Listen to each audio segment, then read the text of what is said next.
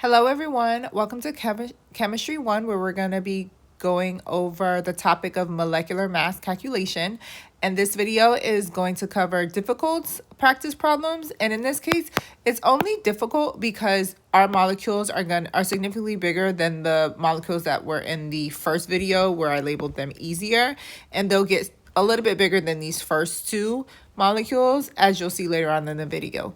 Please, if you could like the video if you're watching and subscribe to the channel. Also tell a friend or a classmate if you find this helpful and something that they may be interested in looking at for some additional help.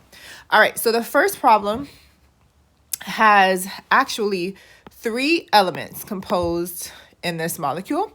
And we're going to start from left to right, and we're going to take into account each element and how much of that element we have. And then we're going to add everything together. That's the process. That is the strategy. If you follow it every time, no matter how big or small it is, you will get the right answer. So we're going to start with calcium, but we have 3. So we're going to put 3 outside of the parentheses, and we're going to look at the molecular weight of calcium on the periodic table, and that's 40.078. Now we're going to move on to phosphorus. We have actually 2 phosphorus elements, 2 phosphorus atoms in this whole molecule. Even though at first you only see it once, we have to take into account what's on the outside of the parentheses, and it's 2. So 1 times 2 is 2. So we're going to put here 2 times the atomic mass of phosphorus per the periodic table, 30.974. Then we're going to look at any other elements we have, and we have oxygen. Oxygen is going to be multiplied by how much? We're going to look at what it says. So it has 4 inside, but then on the outside there's 2, so we need to multiply 4 by 2. So there's actually 8 elements of oxygen we need to take into account to calculate its molecular weight. And that's 16. And then once you add up everything, this part, this part, and this part, we are going to get an answer of 310.182, either AMU, or I'll put in parentheses gram. Remember, atomic masses and atomic masses, which are found in the periodic table, are in the unit AMU, but we know that the atomic mass of something is also equal to its molar mass, and something's molecular mass is also equal to the molar mass, and molar mass is always in the unit of grams. Alrighty, so for the second question, same process. Lithium is first, and there are 2. So 2, periodic table says it weighs 6.941 AMU. Carbon is only written down once here, so it's 12.011. And then oxygen is accounted for 3 times, so 3 times 16.00. Then once we sum everything up, it's going to be found to be equal to 73.893 AMU, or grams. Alrighty, let's write a couple more problems down.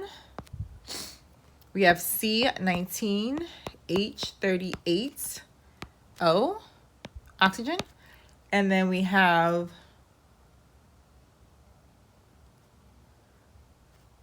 parentheses CH3, 2. Let's start with number 3. Starting from left to right, we're going to take into account carbon first. How many carbons do we have? We have 19. So 19 goes on the outside of parentheses of carbon's weight, which is 12.011. Next, we have hydrogen, but how many hydrogens do we have? We actually have 38. Per the periodic table, its atomic mass is 1.008. And then we only have 1 oxygen, which is 16. Adding everything up, that comes out to 282.513 AMU or grams. And then for the last one, same process. We have carbon represented first. On the inside, there's only one, but we have to multiply the quantity of the inside times what's outside. Immediately outside the parentheses, and that's 2, so that's going to be 2 carbons. And then the periodic table says carbon has an atomic mass of 12.011. And then we take into account hydrogen.